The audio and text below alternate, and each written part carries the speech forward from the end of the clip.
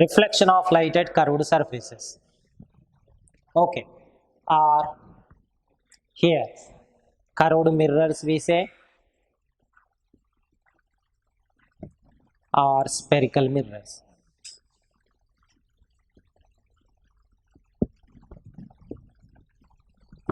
Okay, now actually these curved or spherical mirrors are actually a part of sphere, hence we call it as spherical mirrors. Let us consider a hollow sphere like a rubber ball or a hollow glass sphere.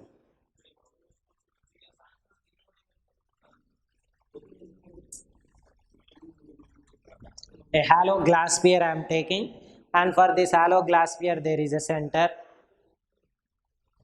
Here O is the center of the sphere. Okay, and this glass sphere, if you cut here, if you cut this sphere like this or like this, you will get a piece of glass sphere like this. You will get a piece of glass sphere like this, or you may get like this.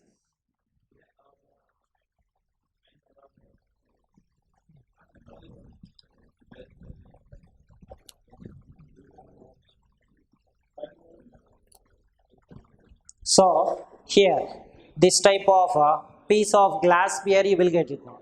And now from this we can prepare what now, two types of mirrors now, and they are considered as what, spherical spheres, and spherical mirrors are curved mirrors. So what does it mean? So spherical mirrors are the mirrors which are cut from a hollow glass sphere. And here we have two types of mirrors now. Number one,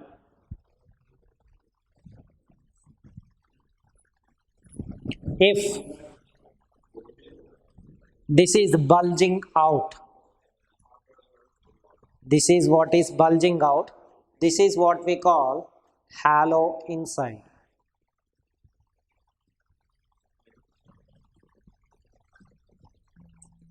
This is hollow inside, this is also again but bulging out, bulging out surface. So if generally mirrors we used to prepare, I said to you already, one side of the surface is coated, one side of surface is coated with some type of material chemicals, and the other surface will behave like a reflecting surface.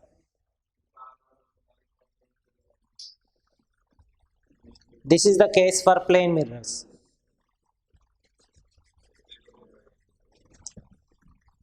Let us take a plain glass plate, and one side of the surface is coated, then the other side will act as a reflecting surface, hence it is act as a plane mirror. And now if you want to prepare curved mirrors, as they are cut from a sphere, hence they are called spherical mirrors, or their surfaces are curved surfaces, hence they are called curved mirrors. So we have two types of curved mirrors. Number one, if this bulged surface is coated, these oblique lines, this type of oblique lines represents the surface is what now, coated. So if the bulging out surface is coated and inner surface is act as a reflecting side like this. Number one, if this is coated, this is act as a reflecting surface, then this type of mirror is called concave mirror. If this hollow inside surface is coated, this side is coated, now this side will behave like a reflecting surface like this. If the surface is what now, coated inside, hollow inside,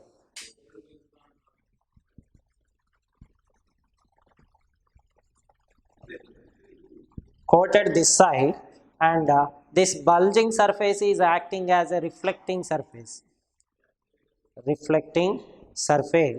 then this is act as a convex mirror. So we have two types of curved or spherical mirrors. Number one, concave mirror. This is formed by if the bulged out surface is coated and its reflecting surface is hollow inside, hence such type of mirror is called concave mirror. And if the Halo inside surface is coated and this bulged out surface is reflecting surface, then such a mirror is called convex mirror. So we have two types of mirrors, concave and convex. So altogether we have three types of mirrors. Number one, plane mirror, and concave mirror, convex mirror. Now let us see how the reflection takes place on these concave and convex mirrors now. And before we enter into this reflection, how takes place on these curved mirrors, we should know some terminology related to these mirrors. And unless you know about those terms, you cannot understand the spherical mirrors.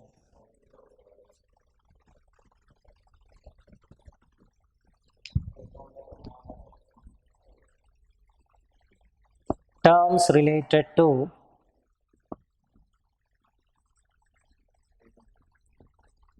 spherical mirrors.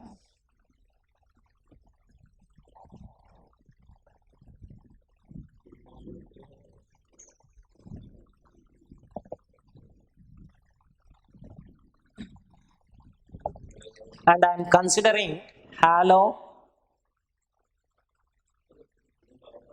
glass spheres.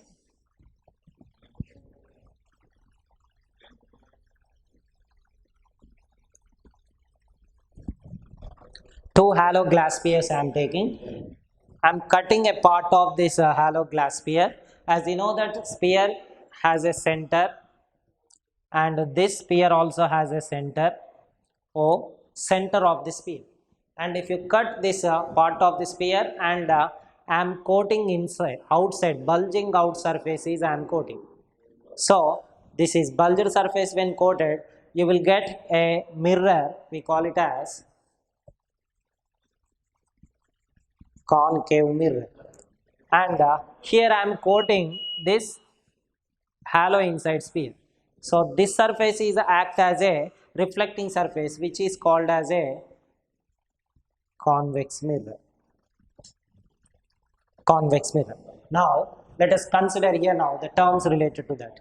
Here, from here to here, let us consider this cut part AB, and this is let us suppose A dash B dash.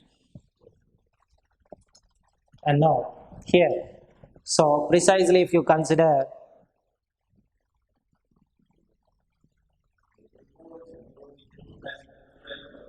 this is our concave mirror, and now I am taking a two-dimensional picture actually, and here it is look like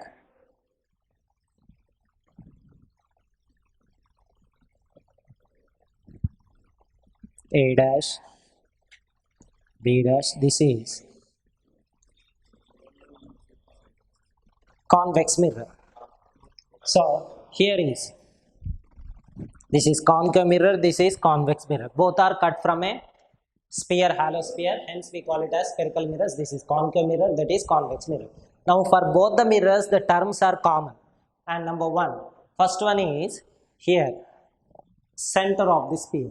We call it as center of the sphere OO. And the center of the sphere here becomes for this mirror as center of curvature. This is what we call center of curvature. What is meant by center of curvature? The center of curvature is a point. It is a point to this sphere. This mirror is a part. So center of curvature of the concave mirror and convex mirror is defined as center of curvature is the point of the, it is the point and it is the center of the sphere to which this mirror is a part. I repeat, the center of curvature is a center of the sphere to which this curvature is a part. Center of the sphere to which this curvature is a part is called as center of curvature, number one. So for both the mirrors, what exists? Center of curvature will be there for both the mirrors.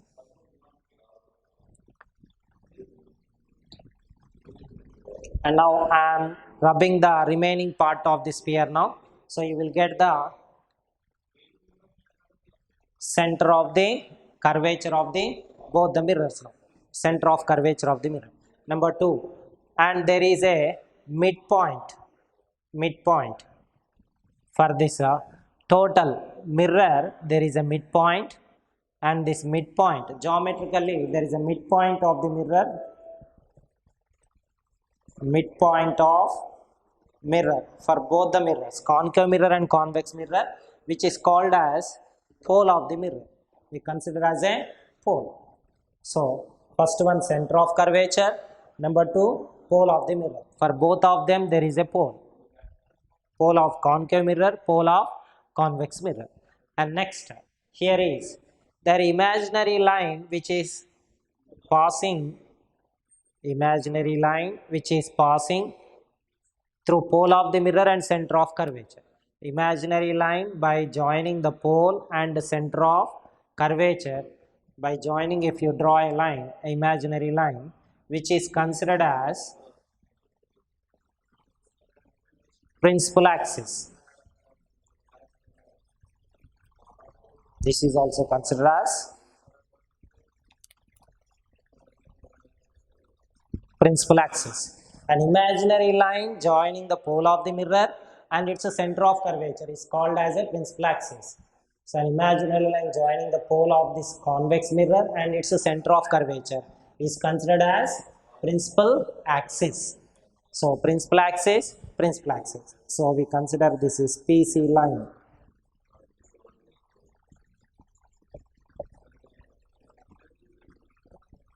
Principal axis. And the next important term, the distance. There is a distance between pole of the mirror and its center of curvature. Here also, from here to here, this distance, this linear distance is considered as PC. The distance between the pole of the mirror and its center of curvature is considered as radius of curvature. Radius of curvature of the mirror. So PC is called as radius of curvature of the mirror. Here also PC is called radius of curvature of the mirror. Radius of curvature of the mirror. Next, it is denoted by R. And next, another important term. Any light ray which is falling on the mirror and which are nearly like this, parallel and nearer. Here, this is the reflecting side. So this side we should draw the reflector rays, incident rays. And now here these are the light rays which are parallel to the principal axis and nearer to the principal axis. Parallel to the principal axis and nearer to the principal axis. Such type of rays are called paraxial rays. We call these as paraxial rays. The light rays which are parallel to the principal axis and nearer to the principal axis are considered as paraxial rays. Okay. And now another important term we should know is here, first pole of the mirror, center of curvature, principal axis, radius of curvature, and AB. There is a diameter of the mirror, A to B. This is the actually length of the mirror. Here also, from A dash to B dash, here A to B. You can consider this AB is considered as diameter of the mirror.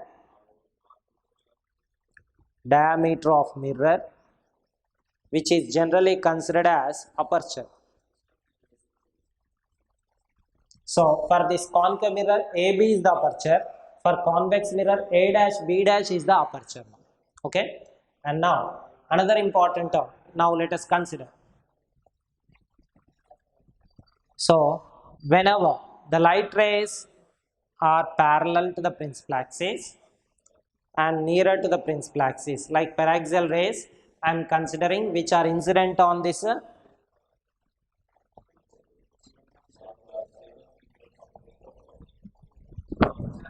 now consider the paraxial rays, parallel beam of light incident on the concave mirror. It is a concave mirror. Now on this concave mirror, when light rays, which type of rays? Parallel beam incident on the concave mirror. Here also I am considering parallel beam. what happened? Look at here. And after reflection, here also this is the reflecting side. So the light rays, these are incident rays. When they are incident on this concave mirror, after reflection, all the light rays appears to be traveling like this.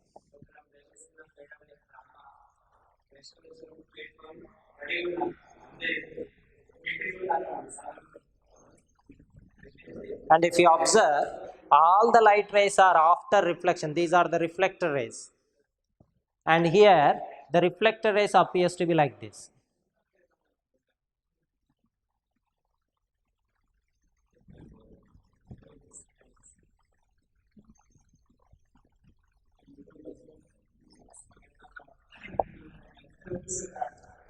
These are the reflector. These are incident rays. These are reflected rays. Now, this is the case for concave mirror. This is the case for convex mirror. And let us see now. The light rays after reflection from this concave mirror, all the reflector rays are meeting, converging at one point. They are all meeting at one point. Whereas here, the light rays after reflection, they are all not meeting. But when they are extended back, if you observe carefully, and they are all when extended back, I am using the dotted lines. This is solid line, this is dotted lines. Solid line, dotted lines. These dotted lines represents they are not real. They are extended light rays. So now, here is, when these reflector rays, if you observe, when they are extended back, they are also appear to meet. They appears to meet. But here, reflector rays actually meeting. Here reflector rays from the concave mirror actually meet. But here the reflector rays appears to meet when they are extended backward. So that is the difference from concave mirror and convex mirror. Now here what you have to understand from this diagram is, whenever the light rays initially parallel to the principal axis, incident on the concave mirror, after reflection they really converge or meet at one point, and that point is what we call is principal focus. Capital F, denoted by capital F, principal focus, are simply called focal point. Focal point. Principal focus or focal point. So this principal focus or focal point is the point. This point, if you observe exactly, which is on the principal axis.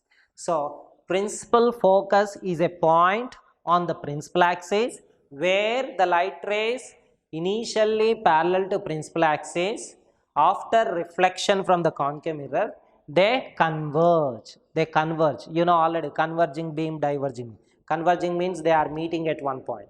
So I repeat the definition of principal focus or focal point. The focal point is a point on the principal axis where the light rays after reflection from the concave mirror really converge. And in this case, if you consider convex mirror, the principal focus, this is also the point where the light rays appears to meet, is called as a principal focus or focal point. And principal focus or focal point is a point on the principal axis where the light rays after reflection from the convex mirror appears to meet. Appears to meet, are they really appearing to be diverging? These are diverging. After reflection the light rays are diverging, but here the light rays after reflection converging. Here diverging, here reflector rays are converging. So that is the difference here. The light rays after reflection here converging, here diverging. Okay, and I repeat the definition. So principal focus, commonly for both the mirrors we can define like this. Principal focus or focal point is a point on the principal axis where the light rays after reflection from the mirror really converge or appears to converge, is called as a principal focus. So principal focus or focal point is a point on the principal axis where the light rays initially parallel to principal axis, after reflection really converge or appears to converge, appears to meet. And now that is why this type of concave mirror is also called as converging mirror. So one of the important blank they used to ask is the other name of concave mirror is dash. The concave mirror is also called as converging mirror because it always converges the light rays after reflection, and convex mirror is diverging the light rays after reflection, hence it is also called as diverging mirror. So convex mirror is also called as diverging mirror. Concave mirror is called as converging mirror. Convex mirror is also called as diverging mirror. So here is the another point, principal focus denoted by capital F. And now another important term here we used to take it as focal length. Another one, focal length, denoted by small f. What is meant by focal length? Here there is a distance between this principal focus and pole and principal focus, this distance, and here from pole to focus, this distance P to F, pole of the mirror, any mirror, concave mirror or convex mirror, pole of the mirror to its focus, this distance is called as focal length, PF. So it's a linear distance, the distance between the pole of the mirror and its focus, is considered as a focal length of the mirror. It may be concave mirror or convex mirror. So the distance between the pole of the mirror and its focus is called as focal length of the mirror, denoted by small f. And there is a confusion here for you. Here capital F and small f, both the terms are there. Capital F is meant for principal focus or focal point. It is a point. But whereas focal length is a distance, it is a length, denoted by small f. And these are the various terms we use in the case of spherical mirrors, concave mirror and convex mirror. Number one, pole of the mirror. Pole of the mirror is defined as the geometrically midpoint of the mirror is called as pole of the mirror. For both the mirrors, these terms and definitions are common. And among these definitions, they may ask you 1 mark questions, and sometimes the other names of these and definitions for 2 marks also. So concentrate on these definitions, everybody. Number one, so first one is what? Pole of the mirror. It is the midpoint of the mirror. The geometric midpoint of the mirror is called as the pole of the mirror. And AB, the diameter of the mirror, A to B in the concave mirror, here it is A dash, B dash we have represented. The diameter of the mirror is called aperture of the mirror. And number two, the center of curvature of the mirror. Center of curvature is denoted by C. Its definition is the center of the sphere to which this mirror is a part is called as the center of curvature of the mirror, denoted by C, center of curvature. And the distance, the imaginary line passing through the pole of the mirror and its center of curvature, is called as a principal axis for any mirror. And next, the distance between the pole of the mirror to its center of curvature, this is PC. PC is called as a radius of curvature of the mirror. Pole of the mirror to its center of curvature. Is considered as radius of curvature of the mirror. And next, principal focus. The principal focus is a point on the principal axis where the light rays initially parallel to principal axis, in both the cases principal axis, after reflection really converge or appears to converge, is called as a principal focus, denoted by capital F. And next, focal length, the distance between the pole of the mirror to its principal focus. Is considered as focal length, denoted by small f. It is a linear distance P. And one more important point we should observe is here this F, principal focus, F is exactly midpoint. It is the midpoint of PC, which means For this PC, it is exactly the midpoint now. Here also, for this PC distance, this is the midpoint. So F is capital F is the midpoint of this PC. So we can write it as F is the midpoint of PC means P to F distance will be equals to F to C. This distance and this distance both will be same now. This distance and this distance will be both will be same. So PF, but we cannot say this is as focal length. This is not a focal length. This is only we used to say as focal length. Of course, the distance wise this distance and this distance is same, but conventionally we used to say PF only as the focal length. Okay, so according to that, you know, PC is radius. So from this, as F is the midpoint of this PC, we can write it as radius of curvature. So PC distance, can I write like this now? PC equals to PF plus FC. Here also PF plus FC. PF plus FC. So as this is denoted by R, this is small f, and this distance wise FC is also equal to small. So we can write radius is equals to double the focal length. So we can write it as here. So radius of curvature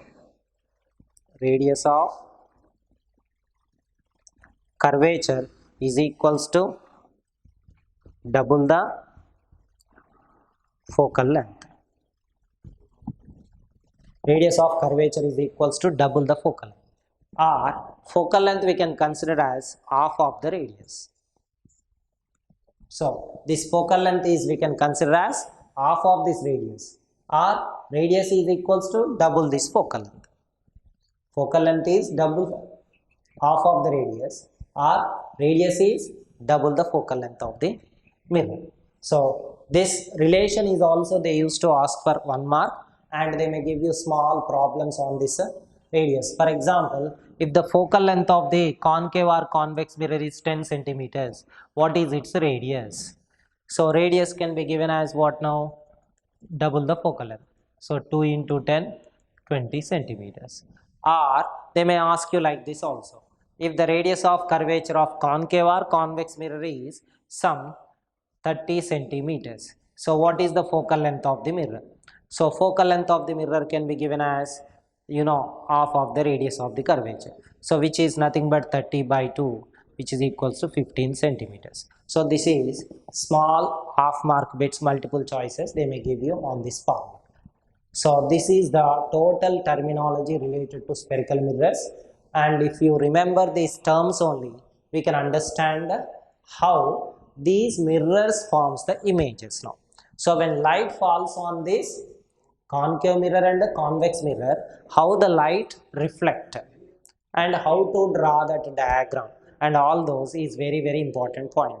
So here is when light incident on this curved mirrors, concave mirror or convex mirror, how the light will be reflected, how to draw that diagram is very important. As we are drawing this diagrams by using the rays of light, because light is invisible, you know. So how can you say that light is reflecting from the mirror?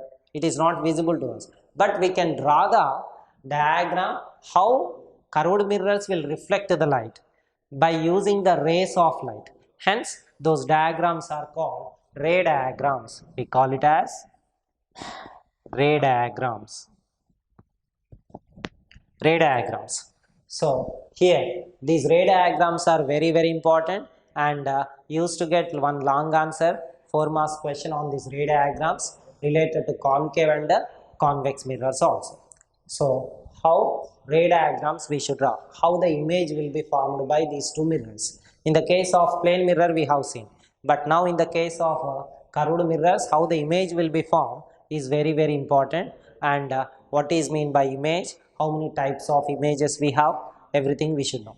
And look at here these two diagrams, you know. So what is mean by image? Let us try to understand. Image means what? Here these are the incident rays falling on this concave mirror. This is the convex mirror, on this incident rays are falling. These are reflected rays now, and how these reflected rays we get we will see later. And now here are the reflected rays for this. these reflected rays really meeting at this, actually they are meeting at one point. Here these reflected rays are not really meeting. When they are extended back only, they are meeting at some other point. Here they are really meeting after reflection. Here they are appears to meet at some point after reflection. So there is a difference here now. So this is also this point what we call where you get the image for the object. Here is, this is the point where you get the image of the object, because these light rays are coming from some object, right? So its image will be formed here. Here these light rays are coming from some object and its reflector rays are meeting at some other point, there you get the image. So the image definition we can give like this. So image is the point or image is formed by the light rays after reflection where they are actually meeting or appears to meet. The light rays, the image is formed by the light rays after reflection really are actually meeting or appears to meet. So if they are based on that, here they are actually meeting, here appears to meet. So the images are two types now. Number one, real image. Number two, virtual image. Real image means what? If the image formed by the mirror after reflection, the light rays really are actually if they meet, then such an image is called real image. Because real, why? The light rays really are actually meeting, but whereas here light rays are not really meeting, they are, when extended back, they appears to meet, not really. Hence this type of image is called virtual image. This is called real image, right? So the images are of two types now. Naturally, the image formed by the light rays after reflection really by meeting. The light rays after reflection, if they appears to meet, then that mirror forms virtual image. And this real images are always we can catch it on the screen. That means if you focus anything on this board, we can catch the image. Now everything you are able to see on the board, on the surface. Similarly, in the cinema theater, you used to see the images of the hero, heroines and everything on the screen. So such type of images are we are catching on the screen. Such images are called real images. And if you see your image in the mirror, generally every day in the morning you used to see your image in the mirror. That image is, we cannot catch it on the screen. Suppose if you want to keep any screen in front of the mirror or behind the mirror, can you catch your image on the screen, paper or anything? It is not possible. So such images are called virtual images. So image which we can catch it on the screen are called real images. The images which we cannot catch it on the screen are called virtual. So virtual images we cannot catch, we can just see. And here we can catch it on the screen. And these real images are always formed in front of the mirror. In front of the mirror. Because behind the mirror it is opaque. Opaque. Behind we cannot catch. Every time real images can be caught in front of the mirror. And whereas here virtual images always formed inside the mirror, but they appears to be behind that. Behind that. Okay. So real images are always formed in front of the mirror. Virtual images formed behind the mirror or inside the mirror, let us say. And there is one more 2 marks question for you. That is, distinguish between real and virtual images. Real and virtual. We have 3 points. Number 1, the image formed by, the real images are formed by the light rays after reflection, really or actually when they meet. And virtual image is formed by the light rays after reflection, appears to meet. Number 2, the real images can be caught on a screen. Virtual image we cannot catch it on the screen. And real images are always inverted image, inverted. And virtual images are always erected. Here the 2 more important words we should know here about images. Inverted and erected meaning what? Inverted meaning what? Erected meaning what? Let us try to understand. These are the technical terms we use repeatedly in this slide software. Without understanding this inverted, erected, pole, center, we cannot understand the slide chart. That is why this basic information I am giving you first. So inverted meaning what? Generally if you see human body, head and toes. Now here if the image is what now, if you see your image inside the mirror, how does it look like? Head to head, toes to toes. So such an image is called upright image. We call it as upright. Head only and toes only. So head to head, toes to toes. So such an image, upright image. Generally upright image we show with upward arrow. Upright image. Such an image is called erected image. If the image is upright image, we call it as erected image. And if the image is upside down means like this, inverted arrow.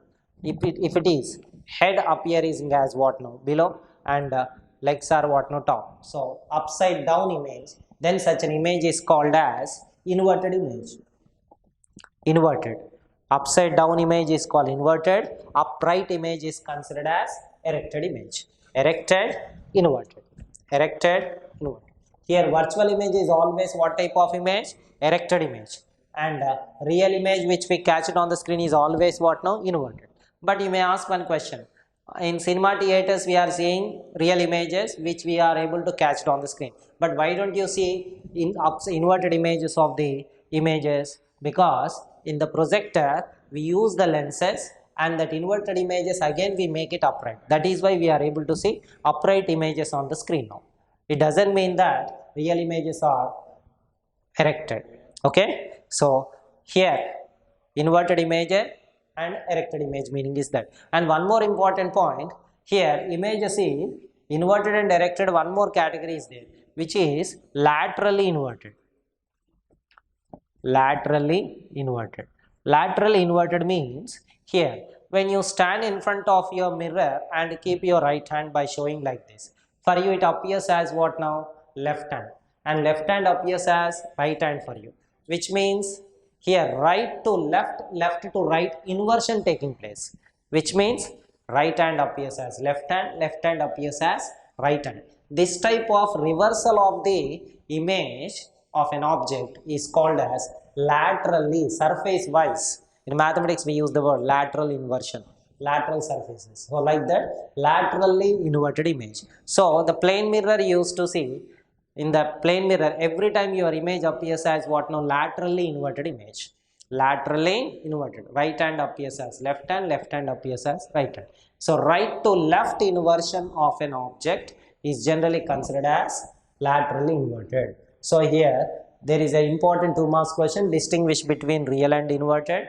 And real image is always we can catch it on the screen, and virtual images we cannot catch it on the screen, we can just see. And real images, this real image is always inverted image, virtual image is always erected. So this is about one more important 2 marks question now. Okay, right.